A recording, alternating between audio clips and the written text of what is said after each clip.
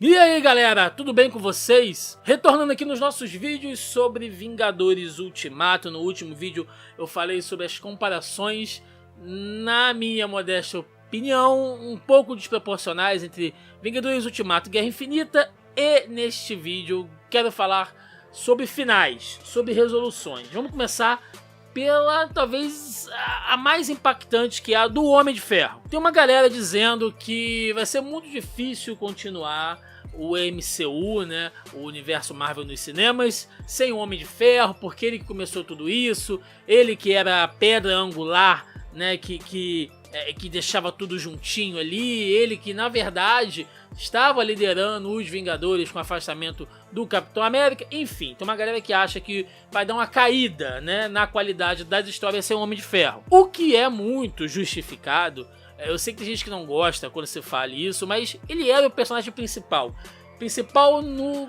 acho que não por ele ser o melhor Vingador, eu não quero entrar nesse mérito, mas como eu falei, ele começou tudo, né? O Robert Downey Jr. é um cara que ele deu uma vida pro Homem de Ferro, assim, uma coisa que nem nos quadrinhos, sabe, teve isso. Aliás, os quadrinhos começaram até a emular a aparência do ator, né, nas histórias, tamanha a importância e o peso desse trabalho. Ele é um personagem muito importante nesse universo e mesmo sem ele, as coisas vão continuar fazendo referência a ele daqui pra frente durante um bom tempo. E aí eu vi algumas críticas também falando que não concordavam muito com aquela vidinha que o Homem de Ferro estava levando no filme, que o Homem de Ferro jamais desistiria de lutar, né? Que ele não ia abandonar os Vingadores para ir morar lá na fazenda com a Pepper e a filhinha deles. Eu discordo muito disso, porque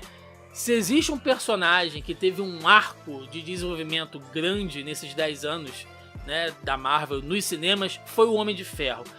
Quem acompanhou, quem realmente assistiu os filmes e teve o interesse, né, de prestar atenção, enfim, percebe que tem, cara, uma escala gigante de crescimento do Homem de Ferro. Ele começa como lá o fabricante de armas, né, o cara que é playboy, filantropo, né, todo ali cheio de si, arrogante, orgulhoso. Percebam, desde Vingadores de 2012, ele já tinha aquela coisa de que se ele tivesse que se sacrificar pela humanidade, ele faria isso. Vocês têm que lembrar lá da cena onde ele pega o míssil e entra lá naquele portal, né, contra as tropas lá do Loki. Você vê que ele tá pronto para se sacrificar ali. Uma coisa que a gente jamais pensaria que ele fizesse em Homem de Ferro 1.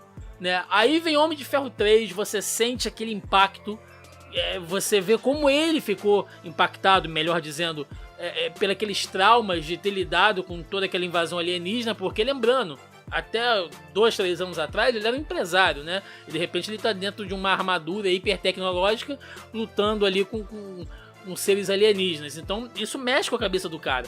E aí em Homem de Ferro 3 ele resolve aquela coisa de que ele não quer mais ser o Homem de Ferro, mas ele quer bolar uma proteção ali para a humanidade de alguma forma. A gente vê muito disso em Era de Ultron, né? Como o próprio Ultron, ele é uma criação mexida, porque naquela época a mente do Stark foi bagunçada pela Feiticeira Escarlate, então isso se reflete na criação do próprio Ultron.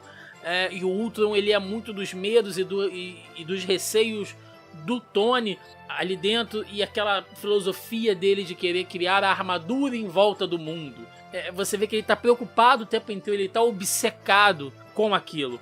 Em Homem-Aranha, você vê que ele tá sempre vigilante, né? Mesmo longe do Peter, ele tá acompanhando tudo que tá acontecendo, porque ele se responsabiliza por aquilo ali, né? De ter envolvido o Peter em Guerra Civil, que eu não citei, mas é um filme muito importante também, porque mexe muito com a cabeça do Tony, o rompimento da amizade dele com o Steve Rogers é uma coisa que mexe, que machuca muito ele, e a verdade sobre a morte dos pais dele. Então você vê que ele é um cara que está muito mexido o tempo inteiro, ele está vivendo no 220 todo o tempo.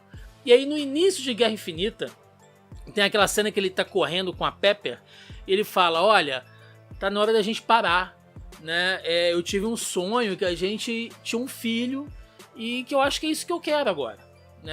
Na cabeça dele, todos os maiores desafios já foram feitos, ele já meio que se conformou que os Vingadores se separaram, enfim. E ele quer ter uma vida normal com a pessoa que ele gosta, cara, né? Ele tem muito dessa coisa do trauma do pai, né? Que ele teve uma relação muito difícil com o pai, enfim.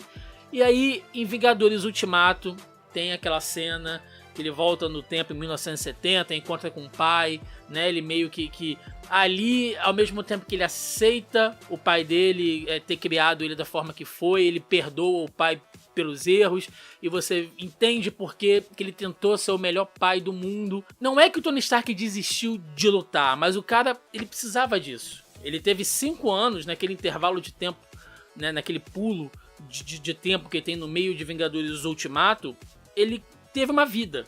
Foi o primeiro momento onde o Tony Stark realmente viveu como Tony Stark. Ele, a Pepper e a filhinha deles e tal, que é uma menina lindíssima, uma gracinha. Mas quando o Capitão América chega lá e fala: Tony, precisamos de você, a princípio ele nega, mas ele não esquece. De noite ele vai lá, né, começa a estudar como quem não quer nada e tal, e depois ele vai lá e compra aquela luta porque ele é o cara que está disposto a se sacrificar. Então assim, eu não acho que o Tony Stark tenha fugido da luta, tenha desistido de lutar em momento nenhum, mas ele é um ser humano, né, os erros dele humanizam muito o personagem e o torna talvez um dos personagens mais humanos de toda a franquia. Então por isso eu acho que é totalmente justificado e eu acho muito digno e honesto o final com o sacrifício do Homem de Ferro. Mas vamos lá, eu quero saber agora qual é a sua opinião. Você acha que o final do Homem de Ferro foi bacana? Você vai sentir falta do personagem? Você gostava dele? Você vê um futuro pro universo Marvel sem um Homem de Ferro? Deixa aí nos comentários. Lembrando que estamos fazendo uma série de vídeos aqui no canal sobre Vingadores Ultimato. Tem podcast lá no site do Zona E. A gente gravou um podcast bem bacana, devo dizer aí, sem nenhuma modéstia, sobre o filme, abordando detalhes precisos aí de toda a trama, os personagens, as resoluções, enfim. Vou deixar o link no comentário aí, se você quiser ir lá conferir. Se você gosta de podcast, eu indico e recomendo que vocês escutem o que a gente gravou. Beleza? No mais é aquilo aí. Curte o vídeo se você gostou, se inscreve no canal e até a próxima. Valeu, galera, um abraço e até mais.